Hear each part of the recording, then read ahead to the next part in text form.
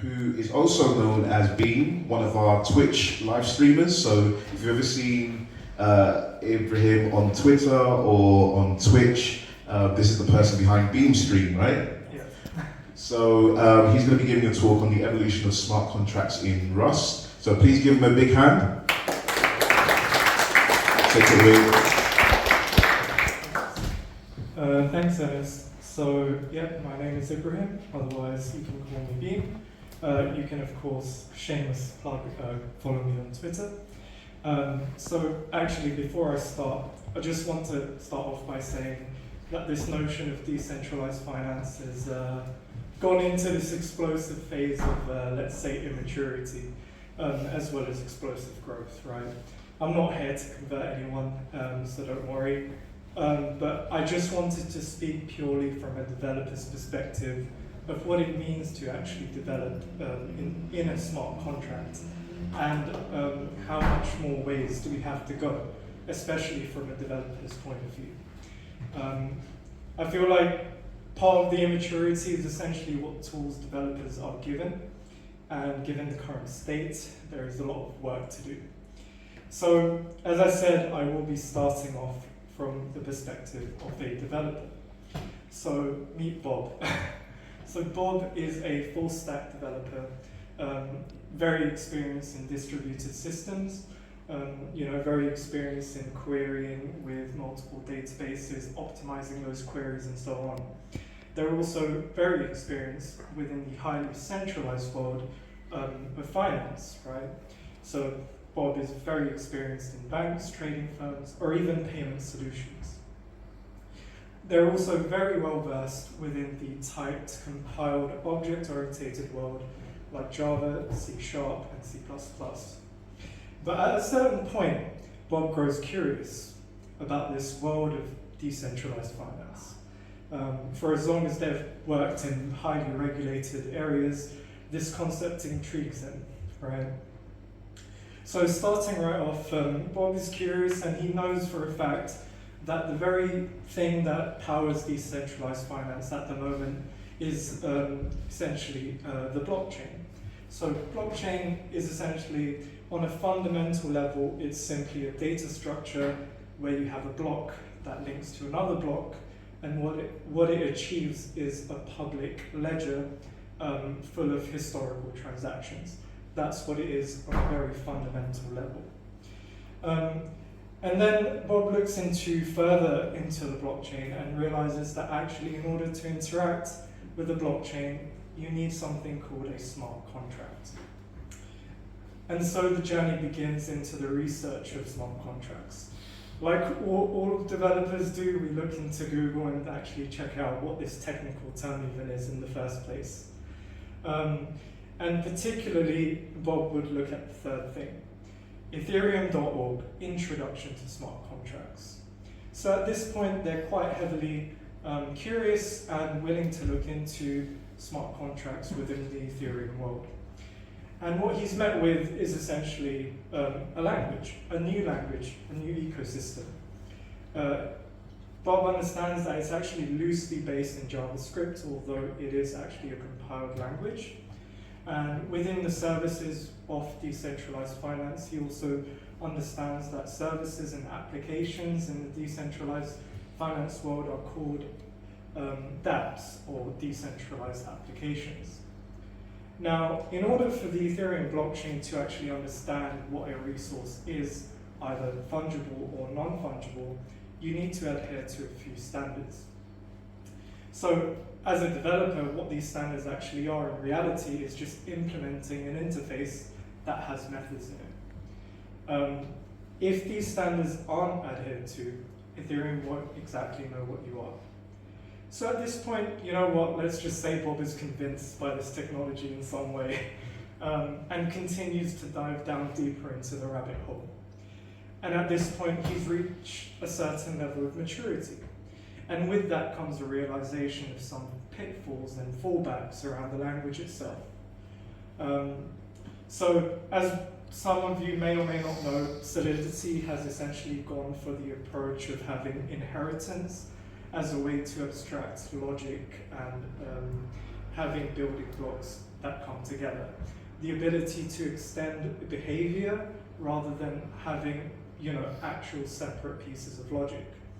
And because of this, he also understands that dependency injection isn't even possible within Solidity. So half the time as well, actually 90% of the time, the issues that Bob has to deal with security. They have to deal with all sorts of security management, the best practices, and little nuances to go with that.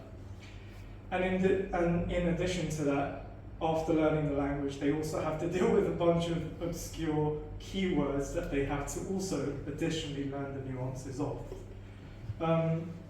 So at this point, Bob kind of contemplates. He's created a few services in Solidity, he's created a few apps in Solidity, he's been part of a team, and so on. He also realizes that actually there are other chains that Solidity is compatible with, but he's not convinced. He thinks there's something better. So of course, we look into Rust.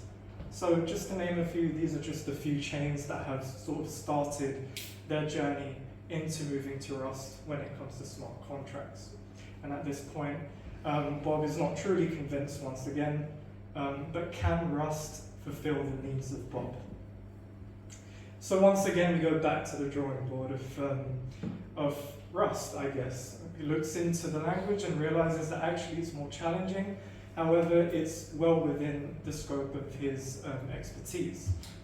It's definitely more strict, it's multi-paradigm, it has a strong type system, and it has memory and security safety by the language.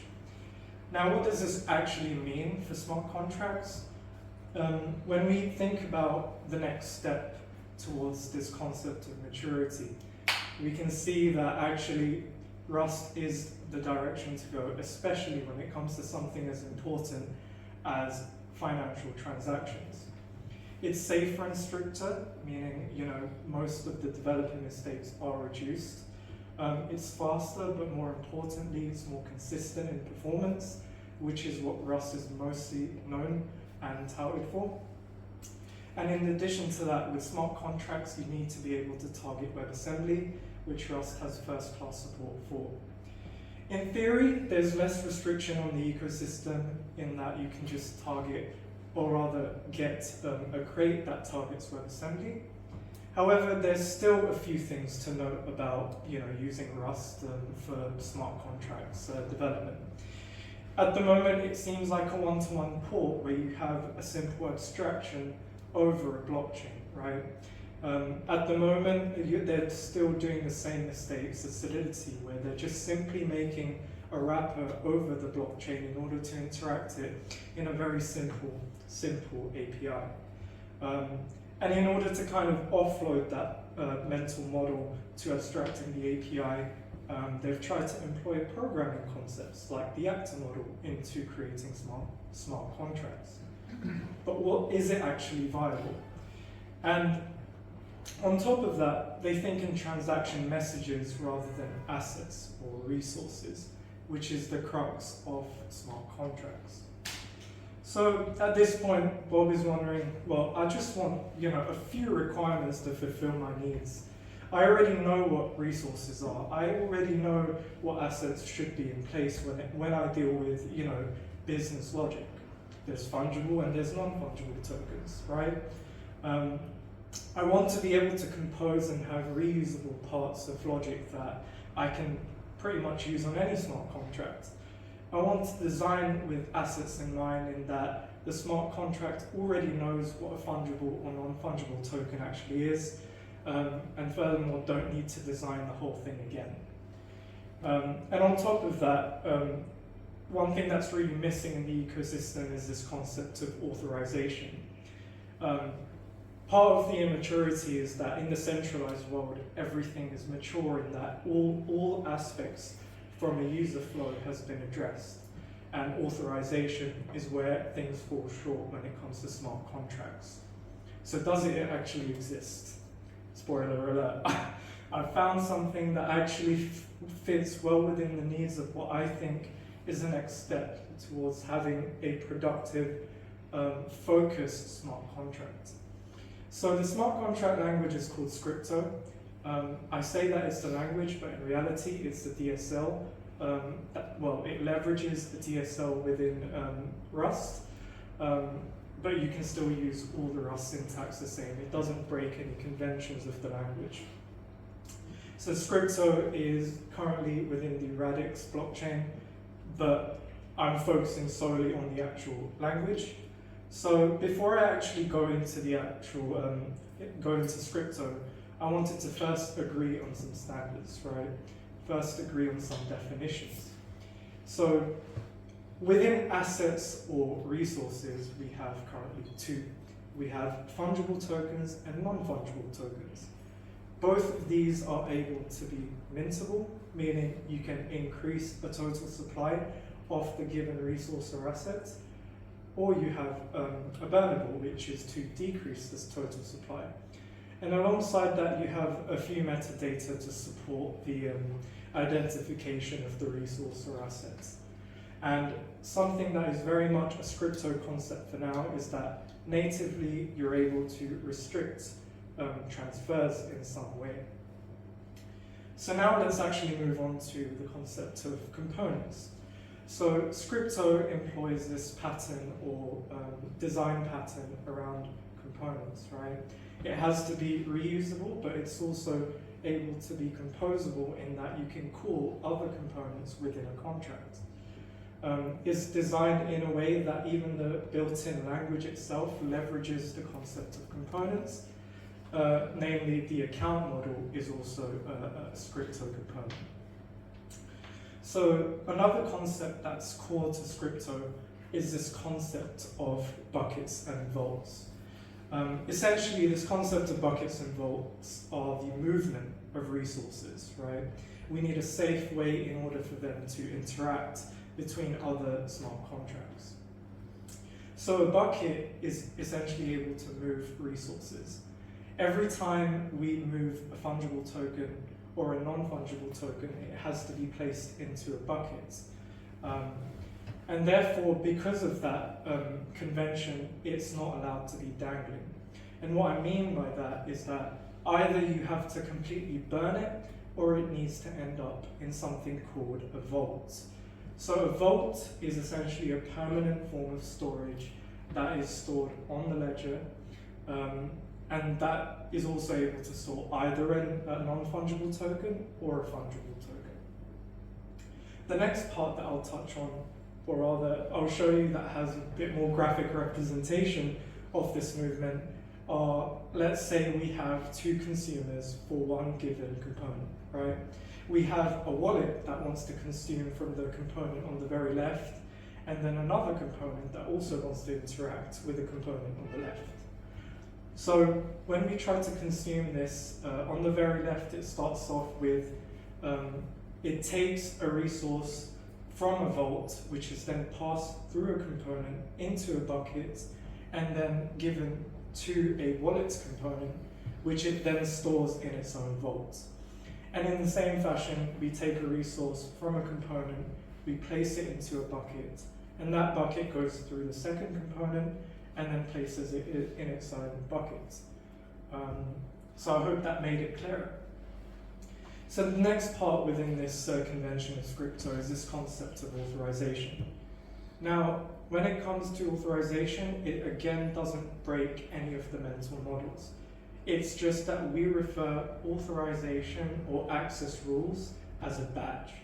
But what is actually a badge is simply either a fungible token or a non-fungible token. And there's several use cases for having these concepts of badges, right? So let's say you wanted a fungible token. Well, what's the actual use case for having a fungible token as a badge? It's a good example is that you just want to be able to have an admin within a component, right? An admin user. You don't care who they are, just that they have this badge. So a good use case is having a fungible token. But for a non-fungible token as a badge, you're thinking if a user or some resource needs to be tracked in some way. A good use case for this is if user A owes interest of 5%, whereas user B owes an interest of 3%. In this way, non-fungible tokens are good to differentiate between a user. So how does the whole authorization model actually work? There's kind of two modes. It's my definition that makes me understand this better, is that you have this concept of an authorization zone. So this concept of an authorization zone is an implicit form of authorization, meaning when you call a method in a smart contract, you have to place it within the authorization zone. You don't explicitly pass it into a method.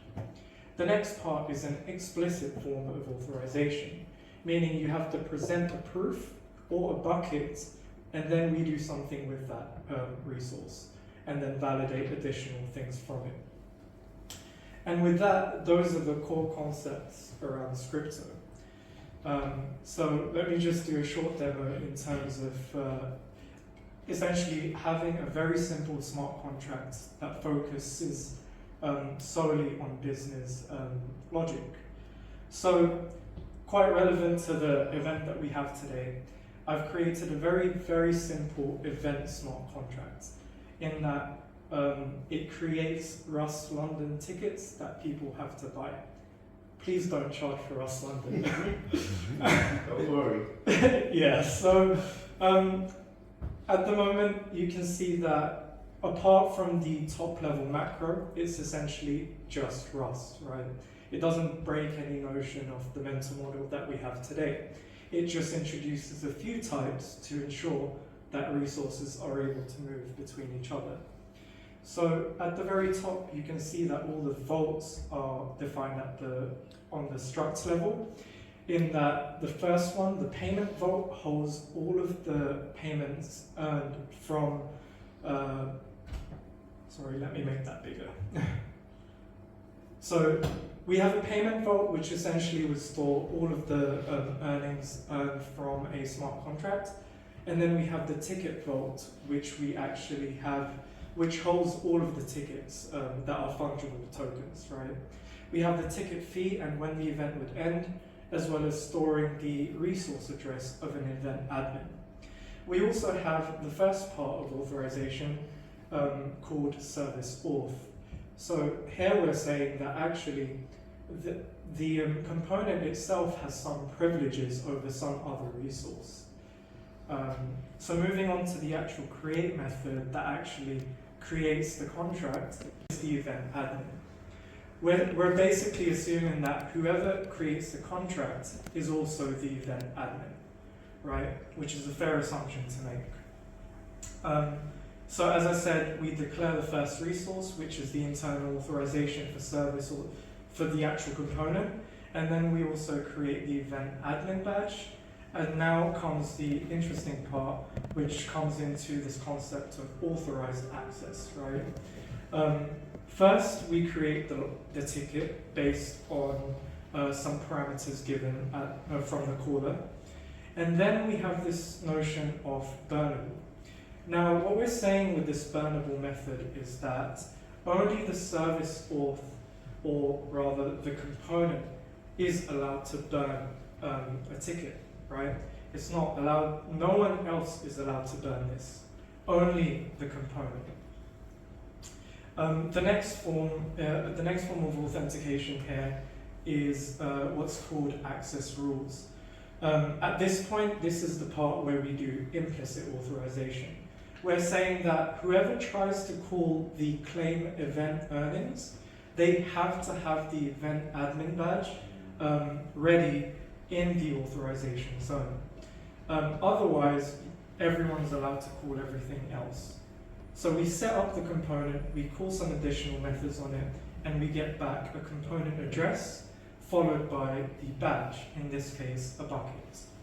So moving on, we also have the second method, the claim event earnings, which is quite self-explanatory. All it does is it takes all the vaults, or rather takes the payment vault and takes everything from that vault. The second method, the pay for ticket part, is actually given a payment resource, return back a ticket. So going into the actual code, we first have to assert that the actual resource they're giving us is actually the one that we expect. So in this case, we expect something called a Radix token. And we also additionally validate that the amount is correct that they have. We take a fee, and how we do that is using immutable data structure, meaning if you take from a payment, you get back a bucket, right? And from that bucket, we can then place it into the payment vault, which the admin can then take out. So why do we return the payment back to the consumer? Is to basically ensure that no resources remain dangling, right? We still return any amount that's remained. And in addition to that, we finally take out one ticket from a vault.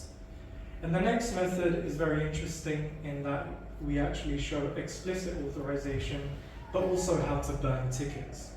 We're saying that if the event has ended and you've passed in your ticket, burn the ticket. Otherwise, you can have it back. So to kind of show the whole flow of how this is done, just from a buyer for the ticket. Let me do this with one hand somehow. Actually.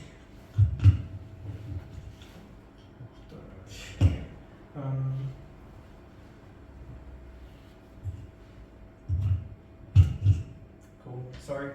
So if I actually go to the command line, I've created a very simple script that kind of prepares the entire contract just for the sake of time. So at this point, I've created the contract, and we say that the first user is the event admin. Let me also change the user. So if I change the user to the second address, I can now buy the ticket. So if I pay for a ticket, or rather, let me first show you the balances of the first user. We have a balance of Radix, and they have an enormous amount of Radix tokens. So that is the current balance. So when we actually pay for the ticket, that went fine, and now when we actually inspect the address again, we can see that they now have one Rust London ticket, right? So now when we actually check and verify the ticket, let's actually verify that ticket now. That it should not have been burned, meaning it should not have been taken out from the user's wallet. And in this case, it hasn't. So let's actually advance time now to kind of simulate expiration of the event. Let me...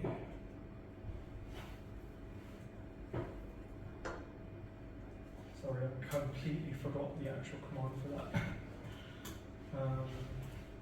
That was it.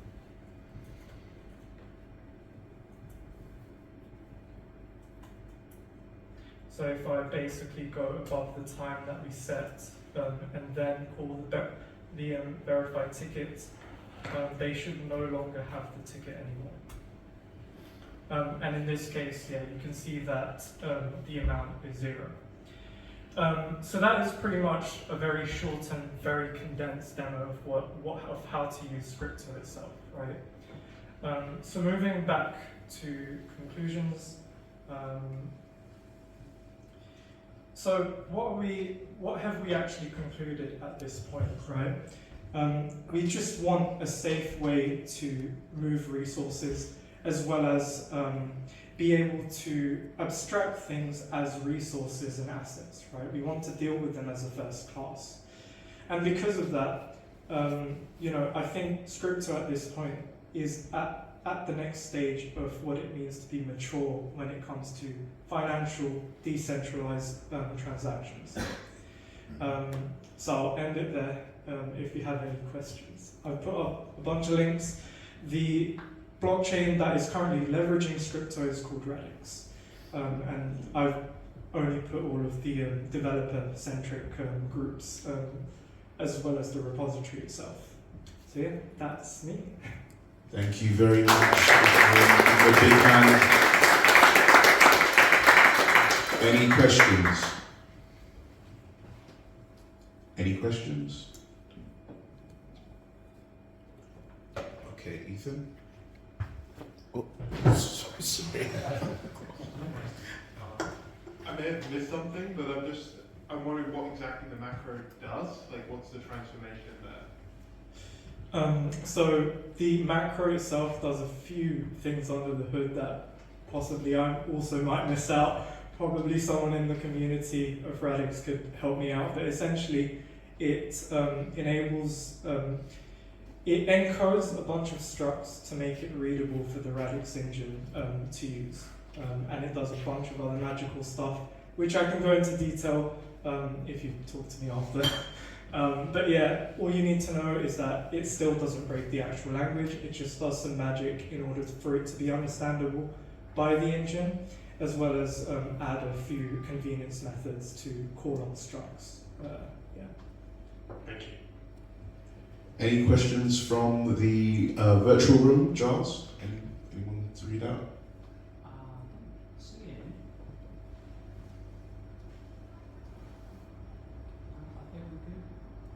No. Thank you very much. If there's no more questions, last question. Okay, thank you very much, Ibrahim. And thank you very much for sharing the links to the community as well. Right, so now we're going to have our